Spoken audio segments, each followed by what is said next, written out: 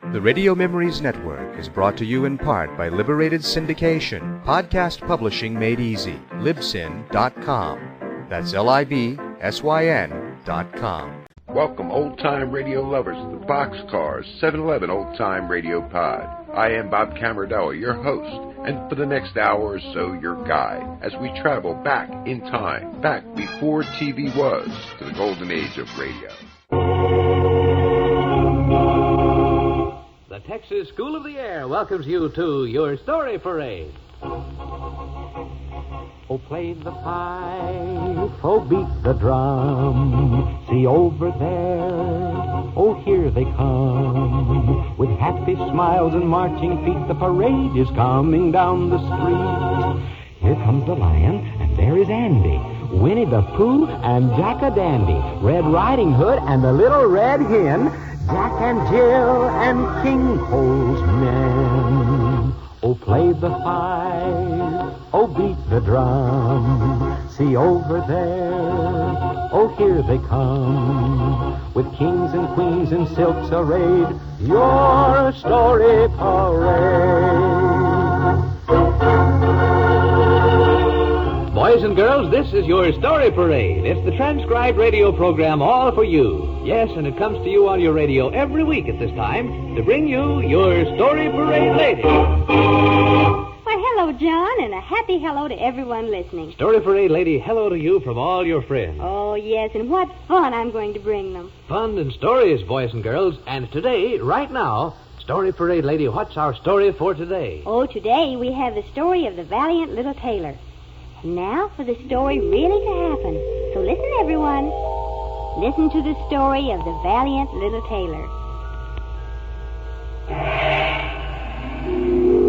Long ago and far away in the strange and mysterious land of giants and unicorns and kings and queens, one summer morning a little tailor was sitting by his window, sewing away with all his might.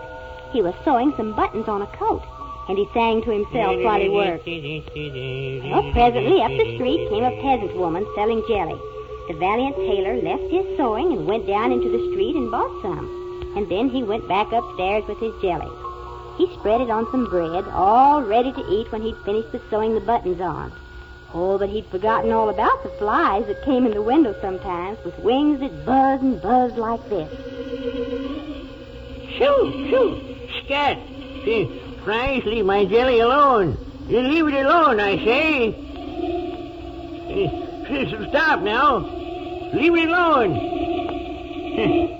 So you won't leave it alone. You sit right down in the middle of it. Well, I'll show you. I'll hit you a blow with my coat, like this. My, oh my. Hey, look what I did. 7 flies at one blow. 7 at one blow. What a brave little fellow I am. The whole world shall hear this. 7 at one blow. And so the Valiant Little Tailor was quick to make a wide belt. He wrote the words on it in large letters, 7 at one blow. He wanted everyone, when they saw him, to know of the mighty thing he had done. And he fastened the belt around his body and went out into the world. 7 at one blow. On and away the brave little tailor had gone, down the road and up a hill. He was really a kindly fellow as well as brave, so he stopped a moment on the hillside. Yes, he stopped to help a bird that was caught in some bushes, and he put the little bird in his pocket, the other pocket from the one where he had a little piece of cheese. And then on he walked to the top of the mountain. And then... Uh-oh, what is this I see fast asleep beneath a tree? A giant, huh? Hey, wake up, giant. Wake up, I say.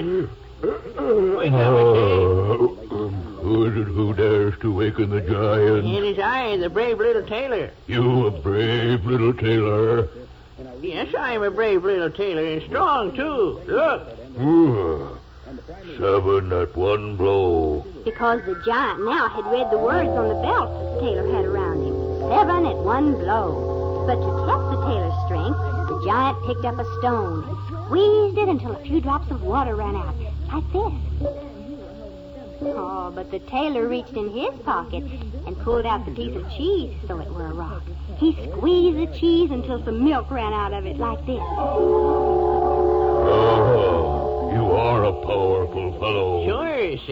one blow, too. That's what it says on my belt. But the giant had still another test. He picked up a rock and threw it high in the air like this.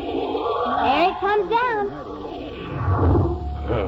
Let me see you throw one that high. Oh, that was pretty good, Mr. Giant. But the rock I throw will go so high that it won't come down at all. And so the brave little tailor reached in his pocket for the bird to pretend that it was a rock.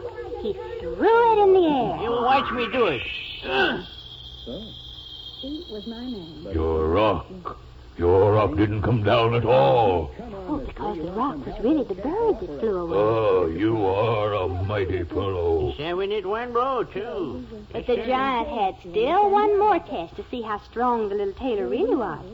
He said for the tailor to help him carry a tree away, and the tailor said he would. I'll take the branches because they're the heaviest. As you say, oh brave little tailor. But the tailor knew that the giant couldn't turn around when he was carrying the trunk of the tree, and so the tailor hopped up in the branches to ride.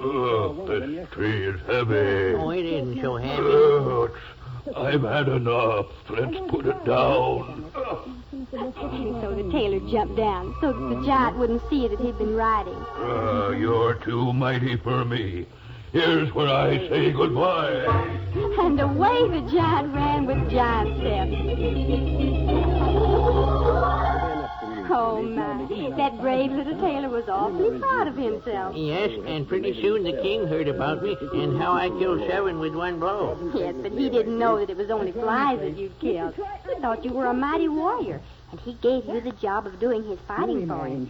Except that there wasn't any fighting to do. Everyone was afraid to fight with you, because you had killed 7 at one blow. Really 7 flies, of course, but people didn't know it, and some of the people were jealous of me because I was such a mighty fellow. And so they talked with the king about you and asked him, please to get rid of you. Well, the king thought about it for a long time. He didn't want to hurt your feelings, of course, because you were a mighty fellow. But at last he thought of a safe way to make an end of you. He called you to him and said, away in one of my forests there live 2 evil giants who cause great damage. If you will overcome both giants, I will give you my only daughter in marriage and half of my kingdom as well. That's what I'll do. The giants don't make an end of you. Never you fear, I killed 7 at one blow. And away went the little tailor off to the woods where the giants lived. Again and again he said to himself, 7 at one blow, 7 at one blow, 7... What am I to fear of only 2 giants? After a while, the brave little tailor came upon the 2 giants who were lying asleep under a tree. They were snoring so loudly that the branches trembled. Listen to them.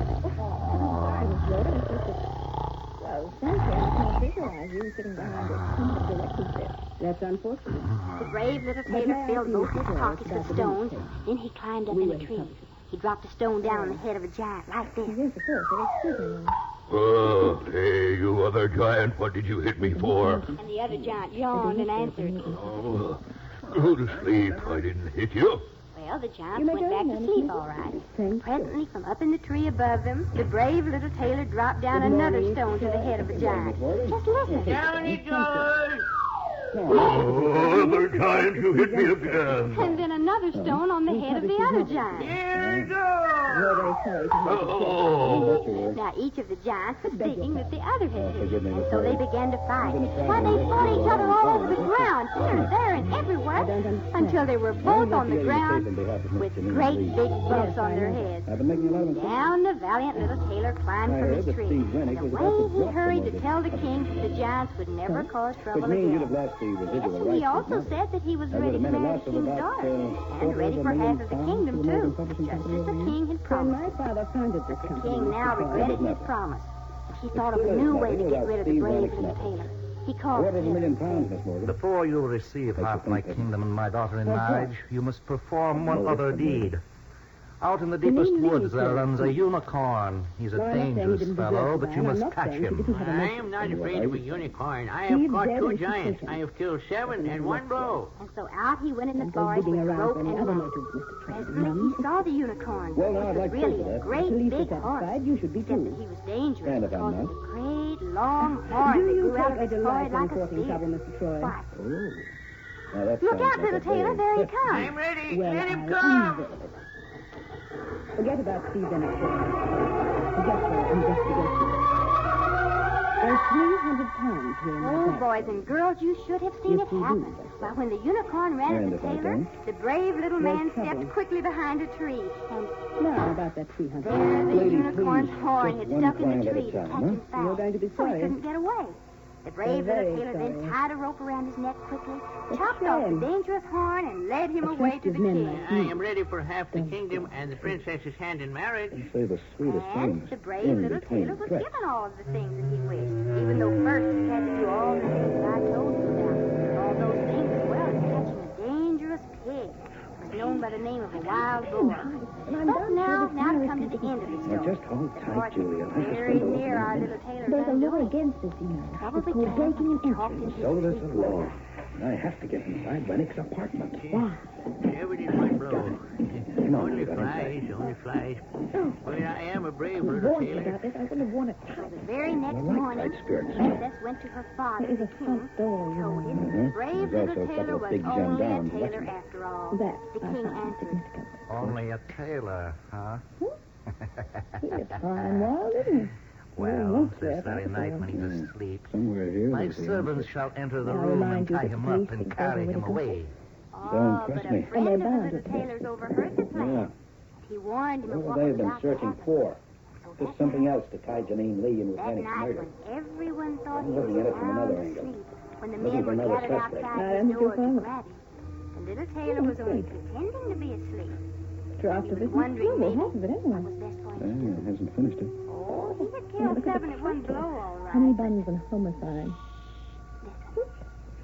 They're going up to page 148, huh? 149's here in the typewriter. Little tailor now. See, this manuscript smells of perfume. And it's not Janine's brand either. It's thick and heavy. That's interesting. Ready to seize him. Wait. Wasn't Melissa's either. Starts to say something in his sleep. Exactly how many women are there mixed up in this case? You know, Rennick must have collected them like other men collect theirs. Now, look at this type. What's the matter with it? Look at the line Seven I were just killed with one And look blow. at the typing on the rest of the page. It's different. Two giants have I The overcome. manuscript isn't being The typed in this unicorn machine. and the wild boar have I Julie, my caught. girl, you've earned Shall a I be bonus. afraid of those who are standing now outside my bedroom door? There's the torch. Help! He's away! Someone at the window coming in on the fire escape. Stop it, something. See what it is? That darn thing. Keep down. And so the king and his men were frightened away. Never again Petrol did is they spraying try around. to oppose Yeah, I the think it's brave time we... And they're getting away, too. himself. And he wore a golden crown, What do you expect? studded with The diamonds. flames are all around the window. Front door, come on. 7 at one blow. Torch. Oh, I've dropped it. And this way, the front door's over here. Julie, The door's police have sealed off the apartment. What a happy story it was. And Story Parade Lady, what's our story for next week? You can be certain of one thing. This definitely wasn't Be Kind to Peter Troy week. Maybe that intruder knew we were there, maybe he didn't. Either way, it didn't make much difference. Steve Rennick's apartment had to be destroyed. And, brother, a petrol fire is a good way of destroying anything, including yours truly, plus private secretary. In just 2 minutes, that whole place was a raging inferno. The flames cut off our retreat to the window and fire escape.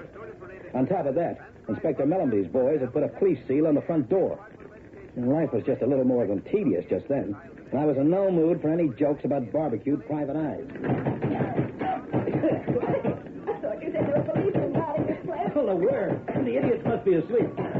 Okay, Julie, stand back. They issued me with a permit for this thing, so I guess it's time I used it. Hey, what's going on? Plenty. Or do they always have fires around here? You okay, Julie? Yes, I think so. What the devil's going on here? A fire, and I didn't start it. Call the fire brigade, Johnson. Yes, sir. Right away. I just knew you'd get into some sort of trouble, Mr. Troy. Knew it or organized it, Miss Morgan? There was a police seal on that door. Look, I can explain, but nobody's going to believe me. However, I would like to know how Miss Morgan got into the act. She got onto the scene very quickly, didn't she? Too quickly. For the time being, we'll all concentrate on trying to put out this fire until the fire brigade arrives. After that, you've got some questions to answer, Troy.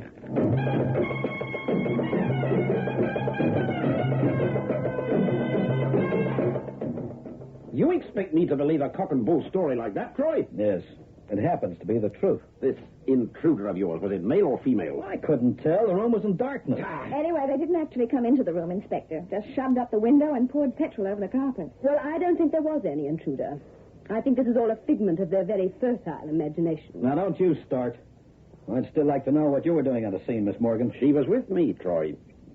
She'd requested permission to get Rennick's half-finished manuscript. Honey Buns and Homicide. What's that? Well, that was the title of it. Just a minute. Oh, something wrong? I don't know. Just a minute. Yes, listen to this. This is a copy of Janine Lee's statement after we arrested her. Steve Rennick's last words were, "Too late, honey buns and homicide, baby. Honey buns and homicide." Well, he must have been some egotist to mention the name of his book and his dying breath. Miss Morgan, what do you intend to do with the manuscript? Half a book isn't much use to anyone, is it? We'll have one of our staff writers finish it. Staff writers? Oh, you employ staff writers? Well, there are a couple of people we can call on. Either of them worked for Steve Rennick before? Yes, one of the proofreaders. A girl? Troy, I don't Just a minute, Inspector. There's a reason for this, believe me. One of them's a girl, Miss Morgan? Yes. Name? Well, Miss Morgan? Helen Fremont. She used to do a lot of secretarial work for Steve, too.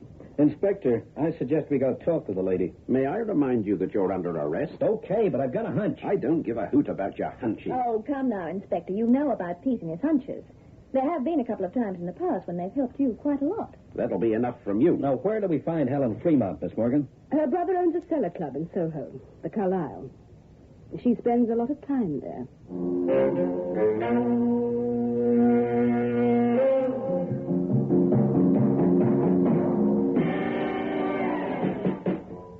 I'm sorry, Mr. Troy. We don't open till 6. I'm not a customer, Mr. Fremont. I just wanted to have a chat with your sister. Helen is here, isn't she? Who wants to know? Peter, Troy. Just tell her it's about Janine Lee and Steve Rennick. She'll understand. Now, look. Tell her. I'll be watching you, Troy. You do that.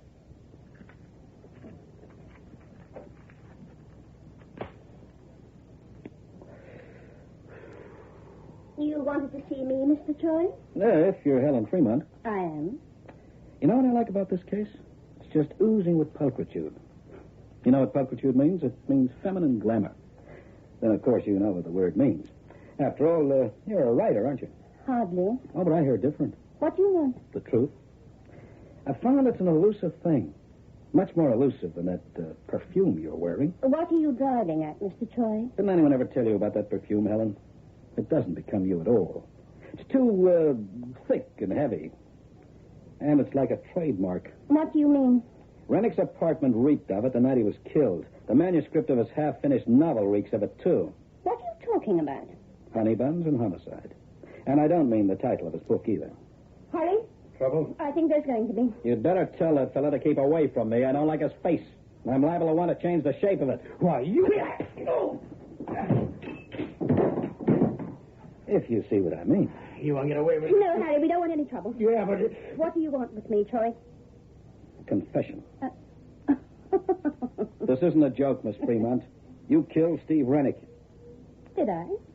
Tell me about it. First, I'll tell you this. Steve Rennick was no writer. In his whole life, he only wrote one book, the first one. It caught the public's eye, and it was a bestseller. But he couldn't maintain the standard. Well, his name was made, but he just didn't have the talent to write another novel. Then who wrote the others? You did. You were his ghostwriter. Oh, don't deny it. Melissa Morgan spilled the beans down at Scotland Yard. All right, so I won't deny it. I wrote all Steve's books after that first one. But that doesn't mean I killed him. Doesn't it? All right. Let's look at the facts for a minute. Now, it'd have to be someone who knew their way around Steve's apartment. Someone who knew where everything was kept. His gun, for instance. Just before you pulled that stunt with the petrol and matches, I was searching his apartment. Now, he kept his gun in his bureau drawer. And it was locked. So, apart from Steve, only one other person would have the key to that drawer. The girl who was not only his ghostwriter, but his part-time secretary. You. That's not evidence. Now, coming back to that fire. Now, the person who broke in through that window didn't even use a torch, and the room was pitch black. Therefore, the intruder knew her way around, knew where every stick of furniture was. You. You're the one that fits.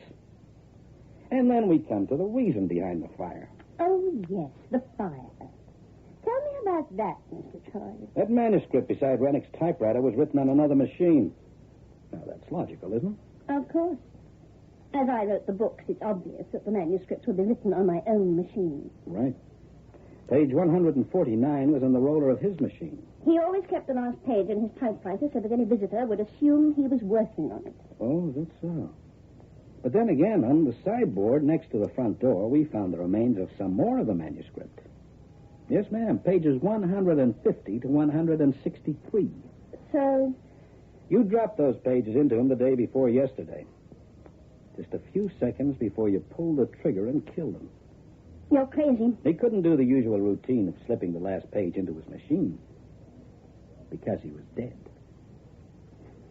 You can prove all this. Oh, I don't have to. Now, the police are going to look after that part of it. But I haven't finished yet, either. We still have to find a motive, don't we? Then can you? Well, I can try. How does this fit? There was something else in that apartment which had to be destroyed. The original manuscript of Steve Rennick's very first novel. The one he wrote himself. And why did that have to be destroyed? Because he wrote a dedication on the front page, didn't he? It read, "For Helen, my devoted wife." And that's you, isn't it? No. You're making a mistake. That's why you tolerated him stealing all your glory. You had to do it. His publishers wanted it that way, didn't they? And they still want it that way. Because by now, Steve Rennick's name sells his novels just as much as their plot lines. But you'd had enough of them, hadn't you? You don't know what it was like. No one could know. Janine Lee? That was the one he was falling in love with. The others didn't count. They were nothing. But Janine Lee.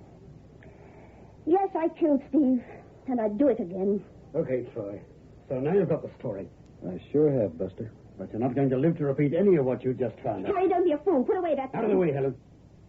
Steve got everything he deserved. And now this nosy Drop private... that gun, Fremont. Why, you... Please drop that gun.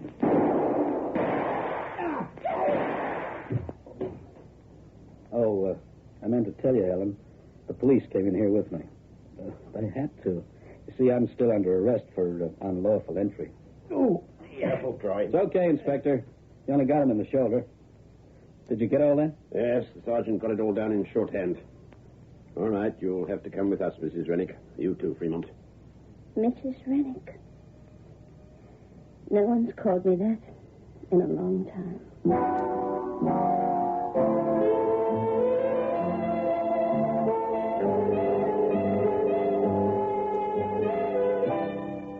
Just to tie up the ends for you, Helen was in Steve's apartment all the time. All the time Janine was there anyway. She heard the row, every word of it. And that was the final straw. She'd already taken his gun, so the thought of killing him wasn't a new one.